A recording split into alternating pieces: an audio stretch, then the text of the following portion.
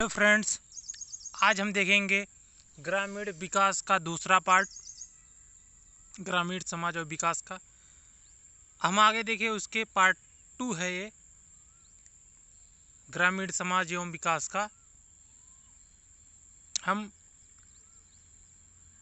इसमें देखेंगे ग्रामीण समाज का वर्गीकरण किस प्रकार से किया गया, किसने किया, इसको देखेंगे। पहले वैज्ञानिक हैं सारोकिन और जिमरमैन गॉल्विन के अनुसार इस ग्रामीण समाज का विभाजन हुआ या वर्गीकरण हुआ। तो उन्होंने कहा, तीनों वैज्ञानिकों का लगभग एक ही मत था, सरोकिन, जिमरमैन और गॉल्विन के अनुसार ग्रामीण समाज जो है वो 3 भागों में बटा। पहला भाग, जैसा कि आप लोग देख रहे हैं, संयुक्त स्वामित्व वाले गांव या संयुक्त पट्टेदारी वाले गांव, यानी ऐसा गांव जिसका जो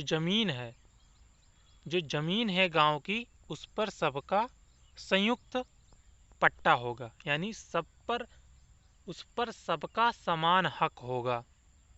और दूसरा क्या है? दूसरा, व्यक्तिगत स्वामित्व वाले गांव या व्यक्तिगत पट्टेदारी, यानी ऐसा ग्रामीण समाज जिसमें हर एक व्यक्ति का अपना अधिकार वाली जमीन होगी या अपने अधिकार वाली पट्टेदारी वाली जमीन होगी।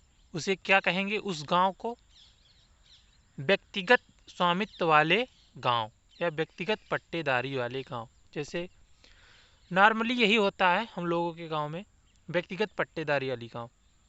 और तीसरा क्या है? तीसरा ये है कि ऐसा गांव जो गांव है वो जमींदारों के कर्मचारियों से बना हुआ है, यानी जो जमींदारी के खेती खलिहान में काम करने वाले लोग हैं उनसे बना हुआ है जो गांव, उसे क्या कहते हैं? जमींदारों के कर्मचारियों द्वारा बनाया गया गांव। या सार्वजनिक श्रमिकों एवं कर्मचारियों द्वारा बनाया गया गांव, यानी जो सार्वजनिक श्रमिक हैं वो जहां पर एकत्र होकर रहते हैं कुछ क्षेत्र में, निश्चित क्षेत्र में, और वे प्राथमिक कार्यों को करते हैं, तो वही क्या कहलाता है? ग्रामीण समाज। इन 3 आधारों पर तीनों वैज्ञानिकों ने ग्रामीण समाज का विभाजन किया। उसके बाद हम देखते हैं दूसरे वैज्ञानिक हेरेरड J.E. पीक ने ग्रामीण समाज को भी 3 भागों में बांटा। इन्होंने पहले ग्रामीण समाज को या ग्रामीण समाज को कहा कि संक्रमणशील गांव।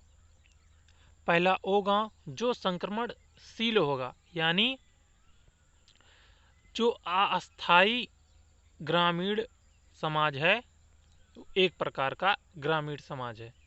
अस्थायी ग्रामीण समाज मतलब जिस गांव के लोग अपना स्थान जल्दी जल्दी बदलते हैं, जैसे 2 दिन यहाँ रहे, फिर 4 दिन वहाँ रहे, फिर उसके बाद वहाँ से दूसरी जगह, ऐसे ऐसे शिफ्ट होते रहते हैं, उसे क्या कहते हैं? अस्थायी ग्रामीण समाज। ऐसी जो समाज का जो निर्माण होता है, जो 2-4 दिन के बाद अपना स्थान बदलते रहते हैं, उसे क्या कहते हैं? अस्थायी ग्रामीण समाज। दूसरा आता है हेरेरड J.E. पीक के अनुसार अर्ध-अस्थायी ग्रामीण समाज। अर्ध-अस्थायी मतलब ऐसा गांव जहां पर रहने वाले लोग उस भूमि, अनउपजाऊ भूमि से अपना भरण पोषण कुछ ही समय तक करते हैं, यानी 2-4 महीने तक करते हैं। उसके बाद वहाँ की जो जमीन है वो अनुपजाऊ हो जाती है, जिससे उनका भरण पोषण नहीं हो पाता है, यानी वो 3-4 महीने बाद उस स्थान को छोड़कर अन्य उपजाऊ स्थान पे चले जाते हैं। इस प्रकार के ग्रामीण समाज को क्या कहते हैं? अर्ध अस्थायी ग्रामीण समाज। और तीसरा ग्रामीण समाज है अस्थायी ग्रामीण समाज। ऐसा ग्रामीण समाज जिसके पास खुद की भूमि हो, वह भूमि इतनी उपजाऊ हो कि वहाँ पर रहने वाली जो जनसंख्या है उसका भरण पोषण कर सके और वह अनुपजाऊ ना हो। इसी को क्या कहते हैं? अस्थायी ग्रामीण समाज। ऐसे गांव को छोड़कर लोग कभी नहीं जाते हैं, सदियों सदियों तक इसी गांव में रहते हैं और अपना जीवन यापन करते हैं।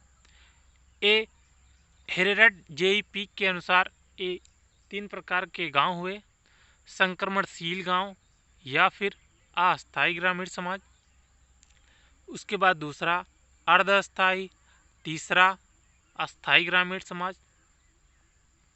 जहाँ तक आप लोग समझ गए होंगे, अस्थायी, अर्ध अस्थायी और अस्थायी, ये 3 प्रकार के हेरेड JEP के अनुसार बांटा गया ग्रामीण समाज।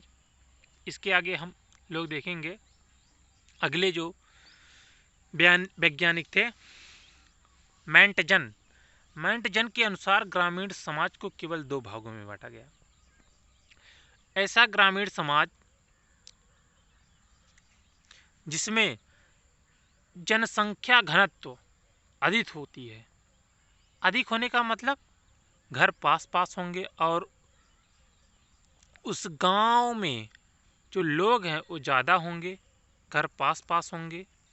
यानी अन्य गांवों की अपेक्षा उस गांव में जनसंख्या क्षेत्रफल के अनुरूप अधिक रहती है। उस गांव को क्या गांव कहते हैं? केंद्रित गांव। और दूसरा बिखरे हुए गांव, जहां पर जनसंख्या कम हो यानी घर दूर दूर हो, ऐसे गांव को क्या कहते हैं? बिखरे हुए गांव। ठीक, मेंटजन के अनुसार यही 2 प्रकार के गांव इन्होंने बताया है। ग्रामीण समाज केंद्रीय, दूसरा बिखरे हुए। जहां पर घर पास पास हो वहां केंद्रीय ग्राम, जहां घर दूर दूर हो वहां बिखरे हुए गांव। अब हम देखेंगे गांव कितने प्रकार के होते हैं। हम लोग समझेंगे गांव 2 प्रकार के होते हैं, एक आबाद गांव, एक गैर आबाद गांव।